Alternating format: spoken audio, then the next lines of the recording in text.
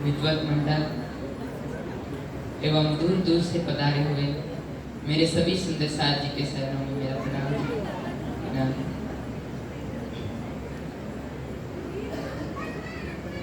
प्राणाधार सुंदर साथ जी,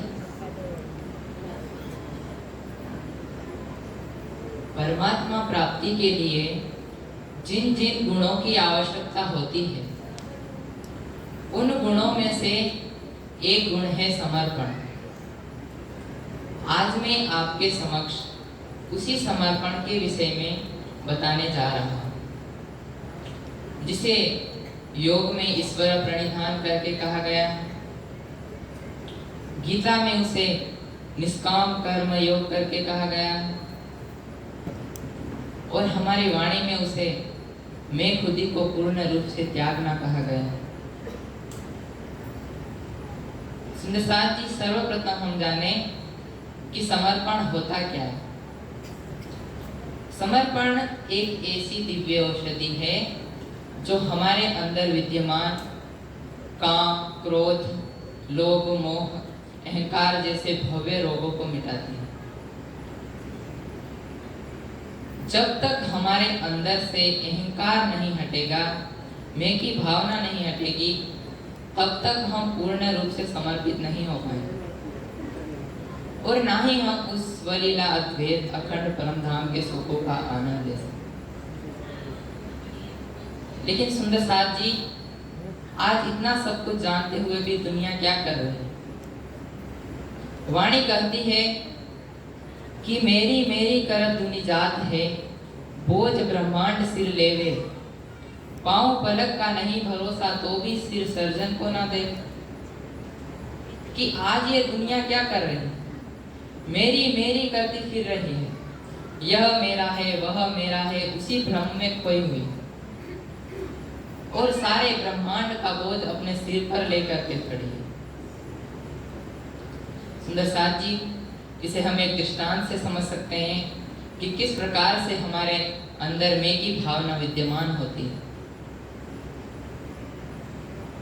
एक बार शिवाजी एक महल बनवा रहे थे। उस महल में हजारों मजदूर मजदूरी कर रहे थे। यह देख करके शिवाजी के मन में अहंकार उत्पन्न होता है कि अगर यह महल में नहीं बनवाता तो इतने सारे मजदूर मजदूरी करने के लिए कहाँ जाते, और अगर ये मजदूरी नहीं करते तो उनके घर परिवार का, उनके बाल बच्चों का जीवन व्यापक कैसे होता। ऐसा शिवाजी के अंदर अहंकार आता है। यह बात शिवाजी के गुरु समर्थ रामदास जी ने सुनी और शिवाजी को बुला करके कहा कि शिवा, यहाँ पर एक बड़ा सा पत्थर पड़ा हुआ है, एक शिला पड़ी हुई है, उसे आप तुड़वा दो। शिवाजी ने गुरु जी के आदेश का पालन करते हुए एक मजदूर को बुलवाया और उस पत्थर को तोड़वाया। जैसे उस पत्थर को तोड़ा गया तो उसके अंदर एक खोखला सा गड्ढा बना हुआ था जिसके अंदर पानी भरा हुआ था और उस पानी में से एक मेंढकी उछलती हुई बाहर आती है। यह देख करके उनके गुरुदेव कहते हैं कि अरे वाह शिवा, तू तो कितना महान हो गया है, कितना दयालु हो गया है। तूने तो इस पत्थर के अंदर भी मेंढकी के जीने के लिए पानी भर रखा है। इतना कहते ही शिवाजी समझ जाते हैं कि गुरुदेव किस लिए कह रहे हैं और किसको कह रहे हैं। देखिए सुंदर साथ जी, हमारे इस मनुष्य तन का हमें एक पल का भी भरोसा नहीं है कि कब ये नष्ट हो जाए। वाणी में भी कहा गया है कि खिन एक लेऊ लटक भन जाए, जन्म ते ही तेरो अंग झूठो देखत ही मिट जाए। कि इस मनुष्य तन को तो जन्म से ही झूठा कहा गया, मिटने वाला कहा गया।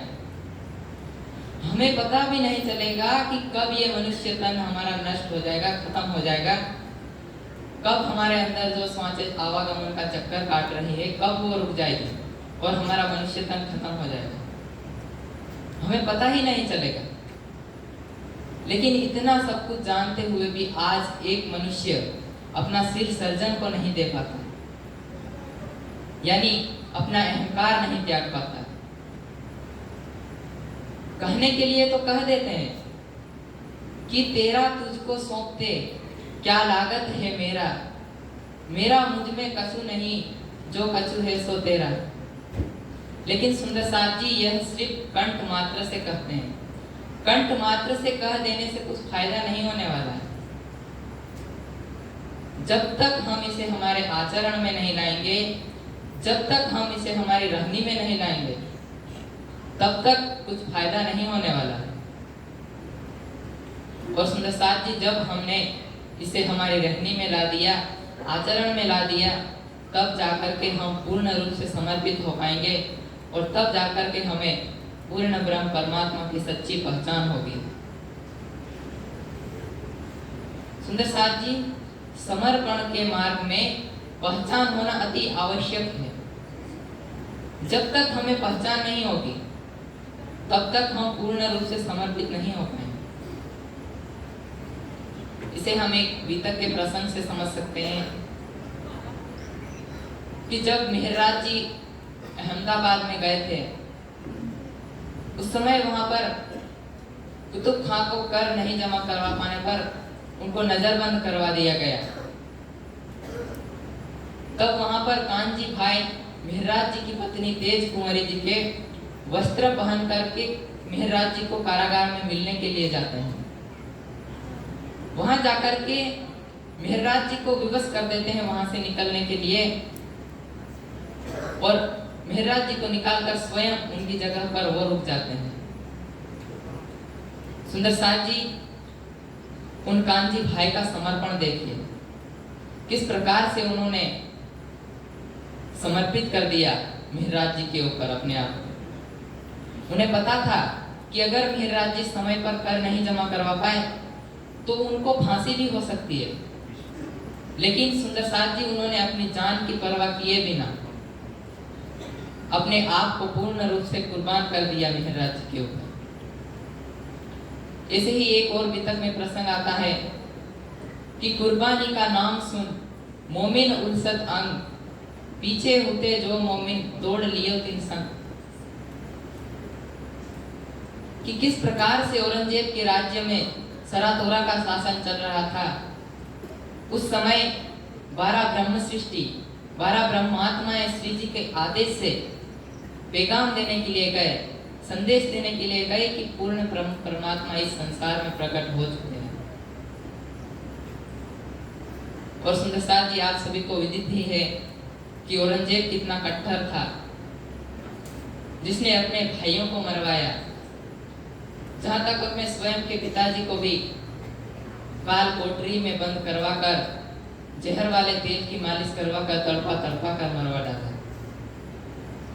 इसे कट्टर औरंगजेब के राज्य में जाना अर्थात अपनी जान को हथेली में लेके जाना या अपनी स्वयं की मौत को बुलावा देना। लेकिन सुंदर साथ जी उन 12 मोमिनों की कुर्बानी देखिए, किस प्रकार से उन्होंने अपनी जान की परवाह किए बिना औरंगजेब के राज्य में गए, श्री जी का आदेश समझ करके किस प्रकार से उन्होंने श्री जी के ऊपर पूर्ण रूप से कुर्बान कर दिया अपने आप को। उनका समर्पण देखिए सुंदर सी। और ऐसा सच्चा समर्पण, ऐसी सच्ची पहचान हमसे कब होगी, जब हम इस बात को समझ जाएंगे कि सब कुछ करने वाला करवाने वाला मात्र एक परमात्मा ही है। तब जाकर हम पूर्ण रूप से समर्पित हो पाएंगे। वाणी में भी श्री इंद्रावती जी कहती हैं कि जब लग मैं समझी नहीं तब लग थी मैं समझे से मैं मिट गई यह सब हुआ तुमसे। कि जब तक मुझे पहचान नहीं हुई थी तब तक मैं पूर्ण रूप से समर्पित नहीं हो पाई थी, तब तक मेरे अंदर से पूर्ण रूप से मैं खुद ही नहीं निकल पाई थी। और जब मुझे इस बात की पहचान हो गई तब मैं पूर्ण रूप से समर्पित हो पाई। सुंदर साथ जी राज्य और हमारे बीच का मात्र एक यही तो पर्दा है, मैं खुद ही। वाणी क्या कहती है कि यही पट आड़े तेरे और जरा भी नाही, खुदाई इलम सो मारिए जो के दिया। कि हमारे और राज्य के बीच का मात्र एक यही तो पर्दा है, मैं खुदी। अगर हमने इस मैं खुदी को बाहर निकाल दिया,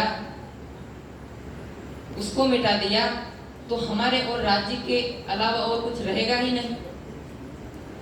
अगर हमने ऐसा कर दिया तो इस स्वप्न के ब्रह्मांड में ही, इस नश्वर संसार में ही हमें साक्षात परमात्मा के दर्शन होते हैं। लेकिन सुंदर साथ जी, उसके लिए हमें हमारे अंदर से पूर्ण रूप से मैं खुदी को बाहर निकालना, और हमारे अंदर से मैं खुदी को बाहर निकालने के लिए सिर्फ एक ही उपाय है, और वो है हमारी तारतम वाणी।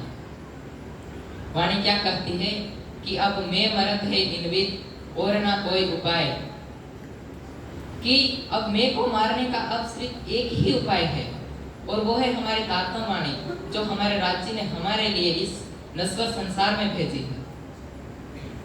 हमें उसका आत्मसात कर, उसको पढ़कर, उसके द्वारा ध्यान चितवनी करके अपने अंदर परमधाम की में लाना है, परमधाम का भाव लाना है।